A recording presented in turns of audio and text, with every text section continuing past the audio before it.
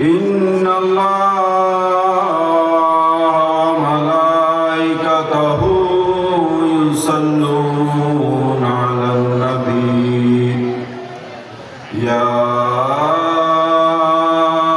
أيها الذين آمنوا صلوا عليه وسلموا تسليما صلى الله على سيدنا محمد وآله وصحبه وسلم اللهم صل على محمد وعلى آل سيدنا محمد وعلى آل سيدنا محمد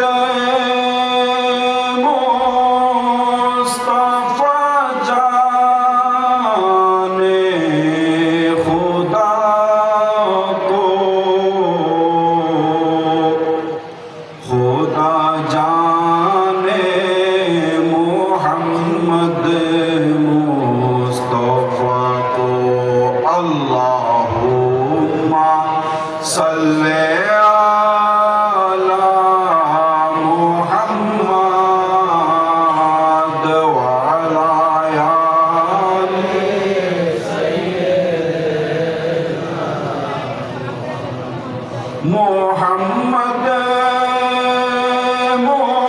مصطفى نور على نور زمین و آسمان نور على نور اللهم صل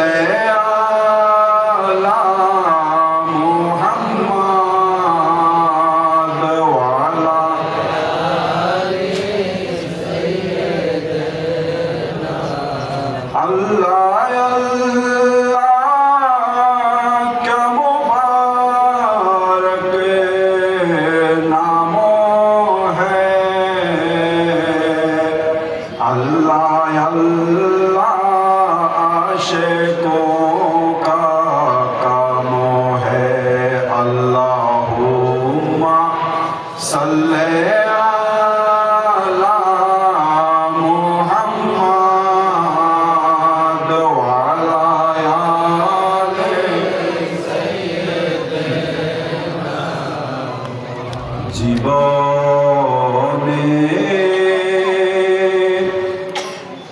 হবে কি তোমার দিদার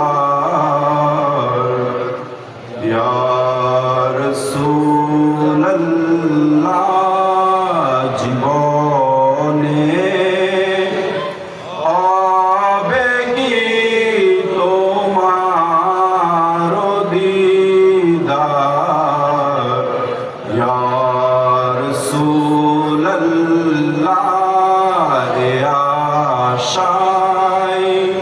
রয়েছি আমরা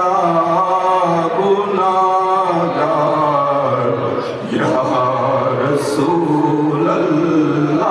ইয়া রাসূলুল্লাহ ইয়া শাই রয়েছি আমরা গুনাহগার ইয়া রাসূলুল্লাহ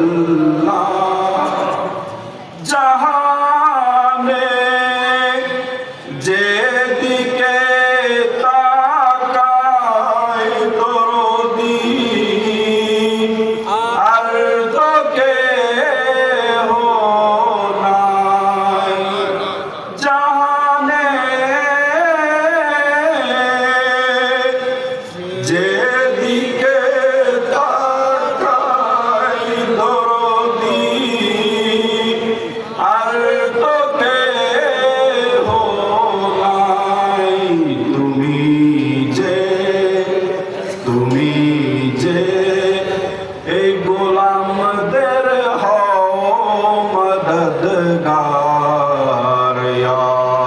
রাসূলুল্লাহ জীবনে হবে কি তোমার দিদার ইয়া রাসূলুল্লাহ। উপস্থিত হাজরানে মজলিস, দরবারে বারিয়া শরীফের সমস্ত মুরিদান, আশিকান, ভক্তবৃন্দ, মতলববাসী, আপনাদের সবাইকে আমার পক্ষ থেকে আসসালামু আলাইকুম ওয়া রাহমাতুল্লাহ। বিশেষ করে আল্লাহ পাক রব্বুল আলামিন একজন মাহবুব ওয়ালি হযরত শাহ জিবারি দাদাজান কিবলা আলমের একজন মুরিদ আশেক মুর্তজা চাচার উসিলায় আজকে আমরা সবাই এখানে একসাথে একত্রিত হয়েছে। আপনারা জবাব দিলেন, জবাব না দিলে কথা বলে ভালো লাগবে। আমরা সবাই বলি এই জন্য আলহামদুলিল্লাহ। তাহলে এইখানে এসে কি আমাদের ক্ষতি হয়েছে না ভালো হয়েছে? এইখানে আপনারা যেভাবে আছেন, ওইদিকে পর্দার আড়ালে মা বোনেরাও আছেন, সবাই কিন্তু এসেছেন এইখানে যে রসুল পাক সরকারে দো আলম সাল্লাল্লাহু আলাইহি ওয়াসাল্লামের এবং আল্লাহর মকবুল ওলিগণের প্রেমের কথা, আল্লাহ রসুলের ভালোবাসার কথা এখানে আলোচনা হবে বিধায় আপনারা শুনতে এসেছেন, ঠিক কিনা? কারণ এখানে যদি এই ধরনের আলোচনা না হতো আপনারা আসতেন না। এখানে এমনও লোক আছেন যাদেরকে দাওয়াত দিয়েও আনা সম্ভব না, কিন্তু ওই নবীর প্রেম অন্তরের মধ্যে ধারণ করে আছেন, আউলিয়া ইকরামের মহব্বত অন্তরে ধারণ করে আছেন। সেই জন্য ওনারা আল্লাহ রসুলের ভালোবাসার এই মজলিসের মধ্যে এসে পৌঁছেছেন। সবাই বলি সুবহানাল্লাহ। আমাদের দেশে অনেক উলামায়ে কেরামগণ সরকারে দো আলম সাল্লাল্লাহু আলাইহি ওয়াসাল্লামের শান মান আজমতে, শান মান বলতে আল্লাহ রসুলের ইজ্জতের মধ্যে আঘাত তো এরকম নাউজুবিল্লাহ অনেক কথা বর্তমানে বলে কিনা বলে। আল্লাহ রসুল সাল্লাল্লাহু আলাইহি ওয়াসাল্লাম একদিন বিচার করতে গেলেন, একজন কাফের এবং একজন সাহাবী ছিলেন। বিচার করার পর আল্লাহ রসুল কি করলেন, যেটা সত্য সেটা বলেছেন। এটা রসুলের কাজ কিনা? এটা রসুলের কাজ, সত্যকে সত্য বলা, মিথ্যাকে মিথ্যা বলা। যখন আমার রসুল সরকার দো আলম সাল্লাল্লাহু আলাইহি ওয়াসাল্লাম বিচার করে আসলেন, ওই মুসলমানের পছন্দনীয় হয় নাই, নাউজুবিল্লাহ। হযরত ওমর ফারুক রাদিয়াল্লাহু তাআলা আনহুকে বললেন, ফারুক, আল্লাহ রসুল বিচার করলো যে আল্লাহ রসুল কাফেরের পক্ষ নিল, আমার পক্ষে নিল না। রসুল কখনো পক্ষ নেয় না, রসুল বরং যেটা সত্য তাহা বলেন। তখন হযরত ওমর ফারুক রাদিয়াল্লাহু তাআলা আনহু বললেন, রসুলের বিচার বুঝি তোমার পছন্দ হয় নাই, তাহলে তুমি একটু দাঁড়াও। উনি সাথে সাথে ঘরে গিয়ে ওনার তলোয়ার নিয়ে এক কোপ মেরে ওনার গর্দান তুড়াই দিয়েছে। যদি হযরতে ওমর ফারুক রাদিয়াল্লাহু তাআলা আনহু বর্তমান বাংলার জমিনে থাকতো, বহু শত শত উলামায়ে কেরামের গর্দান ওনার তলোয়ার মোবারক উড়াই দিতেন। ঠিক। কারণ রসুল, ওই রসুল জিনাকে দুনিয়াতে লক্ষ লক্ষ নবী এসেছেন, কাউকে আল্লাহ পাক আরশের মধ্যে নিয়ে মেরাজে নিয়ে যান নাই। আমার নবী মুহাম্মদ রাসূলুল্লাহ সাল্লাল্লাহু আলাইহি ওয়াসাল্লামকে মেরাজে নিয়ে আল্লাহ এবং আল্লাহ রসুল সাক্ষাৎ করেছেন। কোন নবীর ব্যাপারে, কোন রসুল পাকের ব্যাপারে কি আজমতের মধ্যে কেমন মন্তব্য করে যাচ্ছ? রসুলের বিবি এই করে নাই, রসুলের শরীর মোবারক নাউজুবিল্লাহ এরকম, এই ধরনের কথা কখনো বলা যাবে না। যেখানেই যান, যদি আপনার কাছে এলম থাকে, উত্তর দিতে পারেন, আপনি উত্তর দিবেন। যদি উত্তর দিতে না পারেন, এমন মজলিস থেকে সোজা হেঁটে সরে যাবেন। নিজের অন্তর থেকে রসুল পাকের মহব্বতের, আজমতের কোনো ক্ষতি হবে এরকম কথা আমরা শুনতেও চাই না। আপনারা কি চান? কেউ চায় না। জীবনও না। আমরা তো চাই না নয়, বরং আমাদের গলায় ছুরি চালালেও আল্লাহর কসম করে বলছি মুহাম্মদ রাসূলুল্লাহর বিরুদ্ধে আমাদের মুখ দিয়ে একটা কথাও বের করতে পারবে না।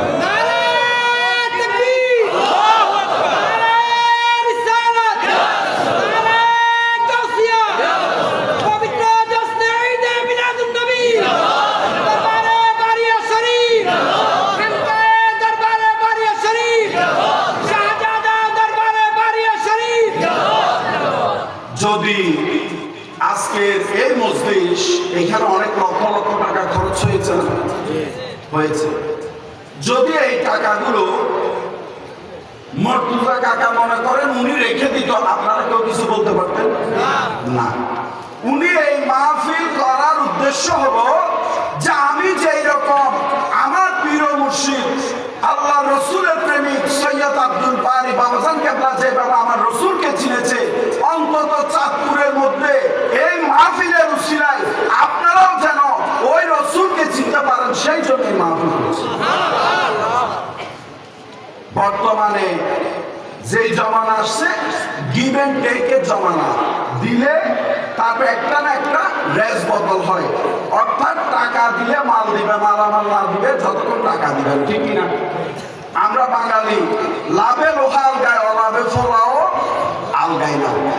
তো এইরকম দিনই খেদমত এগুলো করার একটাই উদ্দেশ্য যে রসুলের প্রেমিক হওয়ার জন্য আল্লাহওয়ালার সোহবতে বসে ওই আল্লাহওয়ালাগণের যখন কথা শুনবেন, রসুলের মনের মধ্যে আপনার প্রেম ধারণ হবে, তখন আপনি নবীর প্রেমিক হিসাবে গণ্য হবে। হযরত বিলাল রাদিয়াল্লাহু তাআলা, আমি রসুলের প্রেমিকের অবস্থা বলছি আপনাদেরকে। আল্লাহ রাসূল সাল্লাল্লাহু আলাইহি ওয়াসাল্লাম ইন্তেকাল করার পর হযরত বিলাল রাদিয়াল্লাহু তাআলা উনি মদিনা শরীফ থেকে বাইরে চলে যায়। ইন্তেকালের রসুলের প্রায় 6 মাস থেকে 1 বছরের মধ্যে আমার রসুল ওনাকে স্বপ্নে দেখান যে বিলাল, তুমি কি আমি রসুলকে দেখতে মন চায় না? বলো না সুবহানাল্লাহ। তখন হযরত বিলাল রাদিয়াল্লাহু তাআলা ঘোড়া নিয়ে ওই ঘুম থেকে উঠে সাথে সাথে মদিনা মুনাওয়ারার দিকে রওনা করলেন। মদিনা মুনাওয়ারা এসে রসুলের রওজায়ে আকদাসের উপর পড়ে কান্না করছেন। রসুলের রওজা শরীফের উপর পড়ে কান্না করছেন। পাশে হুজরাখানায় হযরত ইমাম হাসান এবং হুসাইন রাদিয়াল্লাহু তাআলা বলছেন, কে আমার নানা জানের এখানে কান্না করছে? তখন এসে দেখলেন হযরত বিলাল রাদিয়াল্লাহু তাআলা কান্না করছেন। ইমাম হাসান এবং হুসাইন রাদিয়াল্লাহু তাআলা ওনারা হলেন এক একজন রসুলের উপরের অংশ, আর একজন হলো রসুলের শরীরের বদন মোবারকের নিচের অংশ। হুবহু ইমাম হাসান এবং হুসাইন রাদিয়াল্লাহুর সাথে মিল আছে। যখন কান্না করছেন, হযরত আবু বকর সিদ্দিক ইমাম হাসান এবং হুসাইন রাদিয়াল্লাহু তাআলাকে বললেন, আপনারা একটু বলুন যে আজকে মদিনাতুল মুনাওয়ারায় হযরত বিলাল রাদিয়াল্লাহু তাআলাকে আযান দেওয়ার জন্য, কারণ রসুল চলে যাওয়ার পর অনেক দিন হযরত বিলাল রাদিয়াল্লাহু তাআলার আযান ওনারা শুনতে পাচ্ছেন না। আর উনি তো ওই বিলাল যার আযান শোনার জন্য প্রথম আসমানে ফেরেশতাকুল চলে আসে। তাহলে এটা আমার আপনার আযানের মতো। আর রসুলের মতো হওয়া তো দূরের কথা, হযরত বিলালের কাছাকাছিও তো যাইতে পারবে না। তখন হযরত বিলাল রাদিয়াল্লাহু তাআলা যখন আওলাদে রাসূলগণ হুকুম করলেন, হযরত বিলাল রাদিয়াল্লাহু তাআলা মিম্বরে উঠলেন, আল্লাহু আকবার বললেন, আশহাদু আল্লা ইলাহা ইল্লাল্লাহ বললেন। হযরত বিলাল যখন আযান দিতেন, প্রত্যেকবার আশহাদু আন্না মুহাম্মাদুর রাসূলুল্লাহ সাল্লাল্লাহু আলাইহি ওয়াসাল্লাম বলার সময় নবী মুহাম্মদ রাসূলুল্লাহর চেহারা মোবারকের দিকে তাকাতেন, যখন নবী জীবদ্দশা হায়াতে জিন্দেগিতে মদিনা শরীফে ছিলেন। তখন রসুল যখন ওই চেয়ার মোবারকে বসতেন, হযরত বিলাল তাকানোর সাথে সাথে আল্লাহ রসুল মুস্কি হাসি দিতেন। তখন আশহাদু মুহাম্মাদুর রাসূলুল্লাহ বলা শেষ হতো হযরত বিলাল রাদিয়াল্লাহু তাআলা। হযরত বিলাল রাদিয়াল্লাহু তাআলা যখন ওই চেয়ারের মধ্যে আমার রাসূল পাক সাল্লাল্লাহু আলাইহি ওয়াসাল্লামকে আযানের মধ্যে আশহাদু আন্না মুহাম্মাদুর রাসূলুল্লাহ বলতে ওই চেয়ার মুবারক যখন খালি দেখেছেন, উনি সাথে সাথে মদিনা শরীফের মসজিদের মিম্বর থেকে মাথা ঘুরাতে ঘুরাতে মিম্বর থেকে গড়াতে গড়াতে নিচে পড়ে ইন্তেকাল করেছেন। কোন প্রেমিক ওনারা? ওনারা কোন ধরনের প্রেমিক ছিল? এখন বর্তমানে যদি আপনারা আমারে নাউজুবিল্লাহ একটু 19-20 ওই যে কথা যারা আল্লাহ রাসূলের মহব্বত সম্পর্কে বুঝে না, আমার মানুষ সাধারণ মানুষকে যদি একটু বুঝাই দেয়, বলবে যে হ্যাঁ এরকম মনে হয়। কিন্তু যারা প্রকৃত আশিকে রাসূল, রাসূলের গোলাম, ওনাদেরকে সারা দিন যদি রাসূলের বিরুদ্ধেও কথা বলে ওনাদের কিছু যায় আসে না। কারণ ওনার অন্তরের মধ্যে নয়, ওনার আমাদের মস্তক সমস্ত কিছু রাসূলের প্রেম উজাড় করে দিয়েছে। সাহাবায়ে কেরামগণ যখন শরীয়তের মধ্যে একটা জিনিস বলি, যদি রক্ত কারো রক্ত কেউ খেতে পারে না। যুদ্ধের মধ্যে আমার রাসূল সরকার দো আলম সাল্লাল্লাহু আলাইহি ওয়াসাল্লামের দমদম মুবারক যখন শহীদ হয়ে রক্ত গড়ায় পড়তে থাকে, সাহাবায়ে কেরামগণ এক ফোঁটা রক্তের জর্রা নিচে মাটিতে পড়তে দেয় না, এইভাবে হাতে নিয়ে খেয়ে ফেলেছেন। ওইটা কি কোরআনে আছে? বলেন না, কোরআনে আছে না। মহব্বত এইটা অন্য জিনিস। এইটা আপনি যত কিছু আছে এগুলোর সাথে মিলাইয়ে পারবেন না। রক্ত খাওয়া হারাম। রসুলের রক্ত যখন খেয়েছেন, রসুল যখন বলেন নাই যে এটা হালাল না হারাম, রসুল তো হারাম বলে নাই। রসুলের প্রেমে রসুলের রক্ত মোবারক খেয়ে ফেললো, আল্লাহ পাক নিজেই খুশি হন। তাহলে যখন রাসূল পাক সাল্লাল্লাহু আলাইহি ওয়াসাল্লাম নামাজের জন্য উযু করতেন, আমার নবী উযু করতেন, আমার কথা বুঝতে অসুবিধা হলো? আমার রাসূল যখন উযু করতেন, সাহাবায়ে কেরামগণ এক ফোঁটা পানি মাটিতে পড়তে দিত না। এইভাবে রাসূল উযু করতেন, পানিগুলো এইভাবে নিয়ে নিয়ে খেয়ে ফেলতেন। এটা কোরআনে আছে, হাদিসে আছে। এটা কিসের কারণে করে? ওইটা ওই মহব্বতের কারণে করে। এবং ওই পানি খাওয়ার পর যদি বাহির থেকে কোনো সাহাবায়ে কেরাম এসে ওই পানি না পায়, তখন ওই যে সাহাবী পানি খেয়েছেন ওনার হাতটাকে নিয়ে নিজের বুকের মধ্যে মারতেন, যে তিনি পানি পায় নাই, অন্তত ওনার হাতে পানি লেগেছে, এই হাতটা হলো আমার বুকে লাগা। বলেন সুবহানাল্লাহ। নবীকে সাহাবায়ে কেরামগণ ওই রকম করে ভালোবেসেছেন, ওই রকম। নারে তাকবীর, নারে তাকবীর, নারে রিসালাত, নারে গাউসিয়া, দরবারে বারিয়া, আমাদের কিবলার আগমন, আমাদের কিবলার আগমন। মেহরবানি করে আদব সহকারে আমরা বসে পড়ি। আল্লাহুম্মা সাল্লি আলা সাইয়্যিদিনা মাওলানা মুহাম্মদ ওয়া আলা আলি সাইয়্যিদিনা মাওলানা মুহাম্মদ। আমি একটা কথাই বলতে চাই, একটা হাদিস শরীফ, এটা বলে শেষ করব। রাসূল পাক সাল্লাল্লাহু আলাইহি ওয়াসাল্লাম একদিন বিচার করতে গেলেন। বিচার করতে যাওয়ার সময় সাহাবায়ে কেরামগণ নামাজ আদায় করছেন। হযরত আবু বকর সিদ্দিক রাদিয়াল্লাহু তাআলা আনহু উনি নিজে ইমামতি করছেন। উনি নিজে কি করছেন? ইমামতি করছেন। রাসূল পাক সাল্লাল্লাহু আলাইহি ওয়াসাল্লাম ওই নামাজ চলাকালীন অবস্থায় আমার রাসূল পিছন থেকে আসতেছে, থেকে পিছন থেকে আসতেছে। যখন নিয়ত বেঁধে সাহাবায়ে কেরাম নামাজ পড়তেছেন, বর্তমান দেখেন শরীয়তের মাসালা হলো আপনার চোখ যাই নামাজ থেকে এইভাবে হাঁটাইলো নামাজ হবে না। তখন আমার রাসূল যখন পিছন থেকে আসতেছে, সবগুলো রসুলের প্রেমিক সাহাবী ছিল। সাহাবায়ে কেরামগণ নামাজ পড়ছেন, সামনে এইভাবে দাঁড়িয়ে রসুল আসছেন পিছন থেকে, তাহলে বলতে পারে কিভাবে? কথা আছে না? বলতে পারেন কিভাবে? আল্লাহ রসুল আসতেছেন, আল্লাহ রসুলের শরীর মোবারকে ঘাম যখন বাতাসের সাথে মসজিদে নববীতে প্রবেশ করে, তখন সাহাবায়ে কেরাম বুঝতে পারছেন যে নিশ্চয় আমার রসুল পিছন থেকে আসতেছে।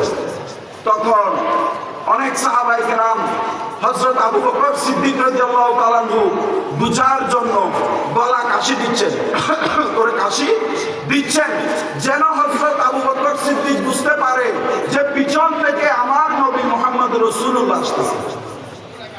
অনেকে হাতের উপর নিয়ত অবস্থায় এইভাবে ট্রাক ট্রাক করে বাড়ি দিচ্ছেন, যেন বুঝতে পারে নবীজি পিছন থেকে আসতেছেন। হযরত আবু বকর সিদ্দিক রাদিয়াল্লাহু তাআলা আনহু নামাজের মধ্যে চিন্তা করছেন যে ওনারা কেউ গলা কাশি দিচ্ছে, কেউ এইভাবে আওয়াজ করছে, কারণ কি? হযরত আবু বকর সিদ্দিক রাদিয়াল্লাহু তাআলা আনহু জায়নামাজ থেকে নেমে পিছনে ফিরে দেখলেন আমার নবী মুহাম্মদ রাসূলুল্লাহ এসেছে। তাহলে রসুলের জন্য জায়নামাজ ছেড়ে দিয়েছেন কে? হযরত আবু বকর সিদ্দিক রাদিয়াল্লাহু তাআলা আনহু। তাহলে হযরত আবু বকর সিদ্দিক রাদিয়াল্লাহু তাআলা আনহু থেকে বেশি বুঝেন, বেশি মানেন নবীকে, এরকম কেউ আছেন? না। হযরত আবু বকর সিদ্দিক রাদিয়াল্লাহু তাআলা আনহুকে রাসূল হুকুম করলেন, আবু বকর তুমি নামাজ পড়াও। শুধু উনি ইশারা করলেন, মাথা নাড়িয়ে না। আল্লাহ রাসূল বাকি নামাজ আদায় করেছেন। আদায় করার পর আল্লাহ রাসূল বললেন যে আবু বকর তোমাকে নামাজ পড়াতে বললাম আমি, তুমি নামাজ পড়ালে না কেন? হযরত আবু বকর সিদ্দিক বললেন রাসূলুল্লাহ পিছনে, আবু বকর আগে, এটা কখনো হতে পারে না। রাসূলুল্লাহ আগে থাকবে, গোলামগণ পিছনে থাকবে। তাহলে রসুলের জন্য জায়নামাজ ছেড়ে দিল, নামাজ হইতে থাকে কার? আল্লাহ। তো সুতরাং মতলববাসী আপনাদেরকে এটাই বুঝাতে চাচ্ছি যে সত্যিকার আল্লাহ রসুলকে ভালোবাসতে হলে হক্কানি আল্লাহ ওয়ালা সোহবতে বসতে হবে। ওনাদের সোহবত পাওয়ার পর আপনার অন্তরে নূরের বাতি জ্বলার পর আপনি রসুলের সত্যিকার প্রেমিক হিসাবে রসুলের গোলামের খাতায় আপনার আমার নাম উঠবে। আপনারা আগামী ফেব্রুয়ারি মাসে মহান 18 ফাল্গুন পবিত্র ঈদে মিলাদুন্নবী সাল্লাল্লাহু আলাইহি ওয়াসাল্লাম এবং গৌসে জামান হযরত শাহ জিবারি দাদুজান কেবলা আলমের বার্ষিক মাহফিল, আপনাদের সবাই দাওয়াত রইল। মার্চ মাসে বার্ষিক মাহফিল, আপনাদের সবার দাওয়াত রইল। আসসালামু আলাইকুম ওয়া রাহমাতুল্লাহি ওয়া বারাকাতুহু। বিসমিল্লাহির রহমানির রহিম। আল্লাহুম্মা সাল্লি আলা